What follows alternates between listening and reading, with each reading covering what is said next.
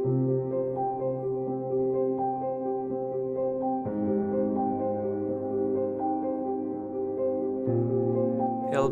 Einstein বিজ্ঞান জগতত এটা চিনাকি নাম। আজি মই তেখেতৰ বিষয়ে ক'বলৈ নাযাওঁ।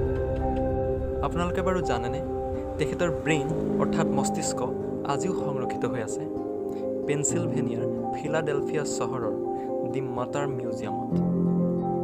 1955 চনৰ 18 এপ্ৰিল তাৰিখে তেখেতৰ মৃত্যু হয় আমেৰিকা যুক্তৰাষ্ট্ৰৰ প্ৰিন্সটন হস্পিটেলত।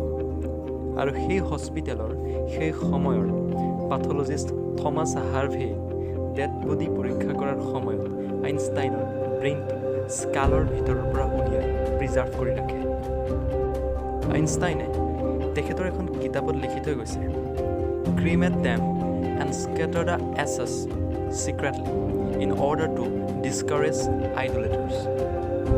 অৰ্থাৎ তেখেতৰ মৃত্যুৰ পাছত যেন শৰীৰটো সম্পূৰ্ণৰূপে কোনো অৱশেষ নোহোৱাকৈ জ্বলাই দিয়া হয় আৰু বডিৰ কোনো পাৰ্ট যেন সংৰক্ষিত কৰা নহয়। অৱশ্যে থমাছ হাৰ্ভে আইনষ্টাইনৰ পুত্ৰৰ পৰা পাছত ইয়াৰ সংৰক্ষণৰ অনুমতি বিচাৰে। এলবাৰ্টৰ পুত্ৰ এডৱাৰ্ডেও এক চৰ্ত অনুসৰি অনুমতি দিয়ে যে কোনো ব্যক্তিগত এক্সপেৰিমেণ্টৰ কাৰণে ইয়াৰ ব্যৱহাৰ কৰিব নোৱাৰিব আৰু বিজ্ঞানক ইণ্টাৰেষ্টিং কৰিবলৈহে যেন ইয়াৰ সংৰক্ষণ কৰা হয়। আৰু এয়াই আছিল 2 মিনিট এনালাইচিছ শীৰ্ষক ভিডিঅ' ছিৰিজৰ দ্বিতীয়টো ভিডিঅ'।